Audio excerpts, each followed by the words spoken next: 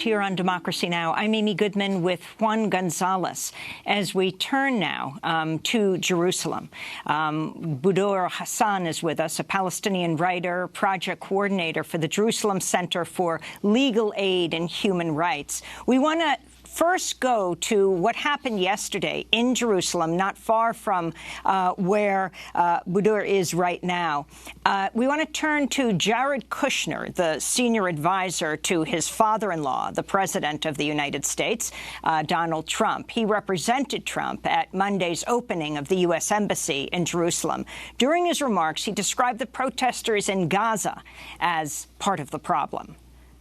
As we have seen from the protests of the last month and even today, those provoking violence are part of the problem and not part of the solution.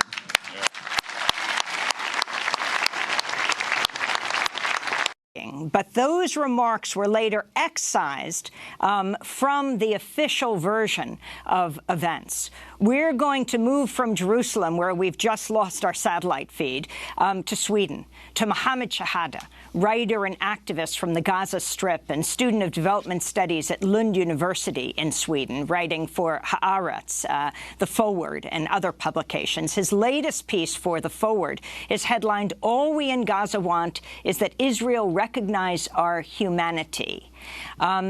If you could, Mohammed, talk about what is taking place right now. Your brother is on the front lines in Gaza of the protests? He actually was. He recently managed to get out of Gaza after 2 years of waiting on Rafah border crossing, which was a miraculous divine intervention. But speaking of the Gazan protest, virtually everybody I know in Gaza, almost all my friends, are going there to the front lines. And the problem that pushes them to the wall is that life at the refugee camps, they experience death thousands of times a day, while at the borders, they either break free or they die for once. The point is that people are trying to undertake a mass jailbreak out of what David Cameron, the Prime Minister of the former Prime Minister of Britain, called an open-air prison, what Haaretz editorial calls a Palestinian ghetto, and what Israeli distinguished scholar Baruch Gemmerling calls the largest concentration camp ever to exist. Then you have the call for return, which is the main theme of the protest, and that represents even deeper and deeper desperation amongst the masses. The call for return does not constitute what Israel claims an attempt to destroy the state of Israel, but it rather shows that Gazans have given up about the place where they are caged. They are trying to right the only wrong in their life that causes all their misery, namely being born on the wrong side of the fence. And that separation fence is what separates between life and death, future and going nowhere. Mohammed, I wanted to ask you about this issue of the open-air prison. Most people around the world do not understand how contained the residents of Gaza are. Can you talk about how difficult it is even to get in or out of Gaza for either Palestinians or even other international visitors? Well, for the Gaza Strip, what you have is, as Harvard scholar Sarah Roy calls 2 million people, most of whom are children, are being slowly poisoned by the water they drink and the soil on which they plant. Moreover, those 2 million people are not allowed, virtually not allowed, to leave at all. Gaza is completely sealed from sea, air, and land. There are 2 border crossings that are almost virtually permanently closed. The Israeli border crossing, only about 500 people could manage to leave Gaza annually. If you put that into numbers, that's absolutely nothing of the population. The Egyptian border crossing is far more disappointing and disheartening. It opens 3 days a month at most. That's the best of it. Last year, it opened about 14 days in the entire year. And when it opens, Palestinians experience endless waiting, suffocating heat, blackmail, and detention in rotting cells. What you have on the Rafah border crossing, for my own experience, is waiting for at least 18 months to come out of it. Then you are brought to this room of the Egyptian side of the border. You sleep there the whole night. Every 10 minutes, an Egyptian officer would come out and announce another name, and that name would be thrown back to Gaza without further explanation. And you absolutely don't want to be the next one, so you would do anything at all not to be sent back into prison. And the easiest way to get out is paying a bribe between $2,000 to $10,000. If you put that in proportion with the Palestinian GDP in Gaza per capita, it's completely unaffordable. People absolutely, 70% of the population are unemployable. Not only unemployed, there are no opportunities. You have an economy that is completely compromised and destroyed. You don't have any person who could afford that amount of money, except for very few exceptions. This is called the coordinated passages. If you pay that amount, you could easily come out of Gaza. Otherwise, you would sleep there at least for 1 or 2 days in that room, detained until you get your name sent back to Gaza. And then if you, by divine intervention, manage to break out of the siege and your name is accepted for departure, you will be sent in transit in buses shuttled to the borders, to the airport directly, the Cairo International Airport, like a detainee or a prisoner. On the way, you have at least tens, if not hundreds, of checkpoints, military checkpoints in the Sinai Peninsula. And at each one of them, you are stopped, inspected, kicked out of the bus, your bags are emptied, looted, whatever they please they could take, and then you proceed to the next one. And they are highly specialized at each checkpoint.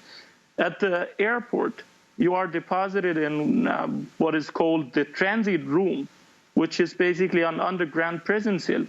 It has a door handle from the outside, not from the inside. When you go inside it, you won't have absolutely nothing. They take all your electronic devices, they take your bags, they just send you in to sleep on rotting mattresses until your flight is due. And for people to come in, basically Israel denies entry for virtually any person who's trying to come to Gaza, with very limited exceptions of press personnel with press credentials, international NGOs, high officials, etc., etc.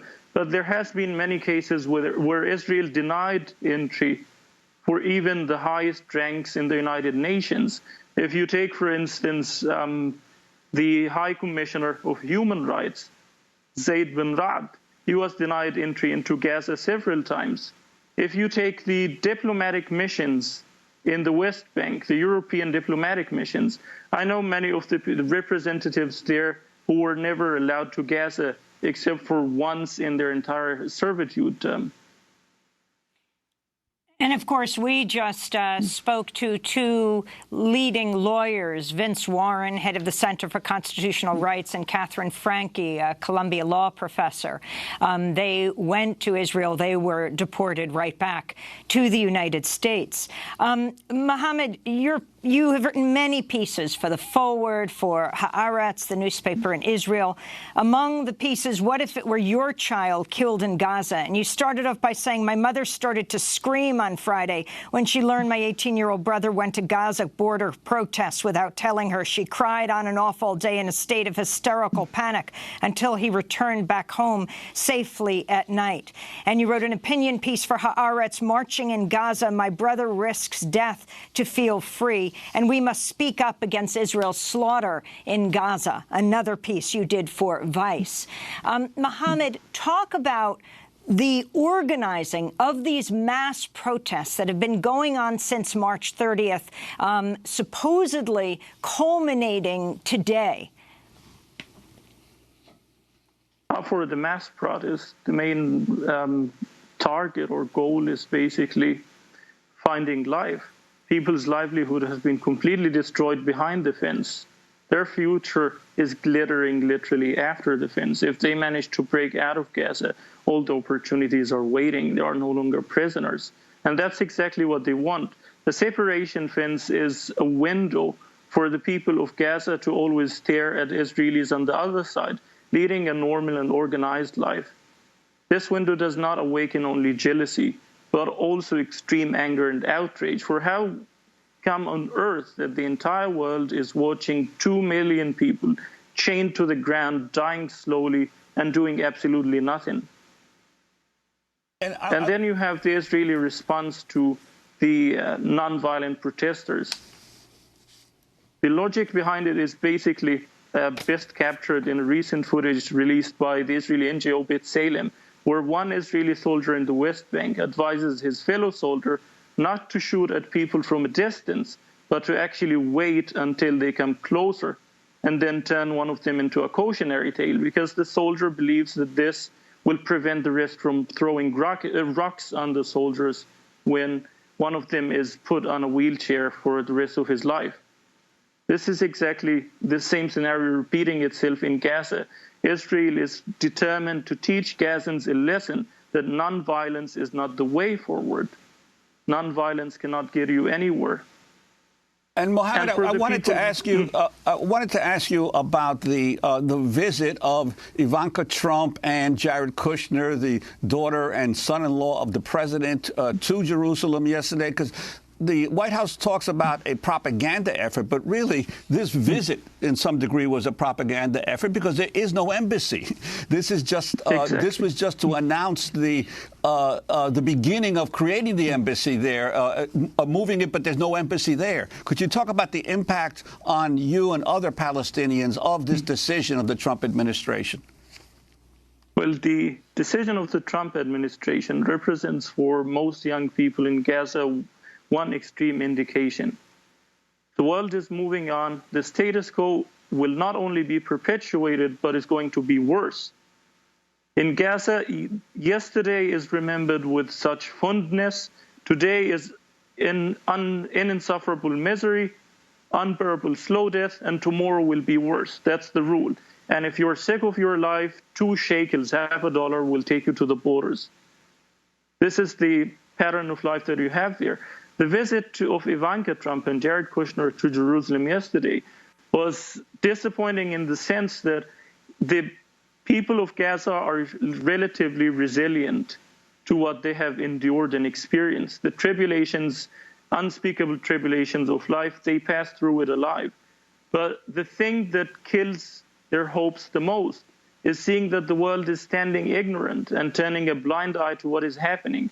And while at least 60 people in Gaza were killed and massacred in a bloodbath, Jared Kushner was making an optimistic and happy speech about the success of Israel and the strong American-Israeli relationships that are based on democracy. And then what was the most extreme about it is, I think, what you mentioned already, when Jared was saying that the people in Gaza who are marching and risking their lives and walking towards death bare-chested are part of the problem, not the solution. Then what's the solution in his head? Just exterminating the entire population.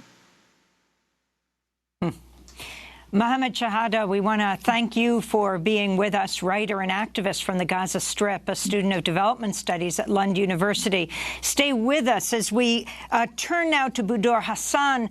We've lost her on satellite in Jerusalem, but I think we have her on the phone. Palestinian writer and project coordinator for the Jerusalem Center for Legal Aid and Human Rights.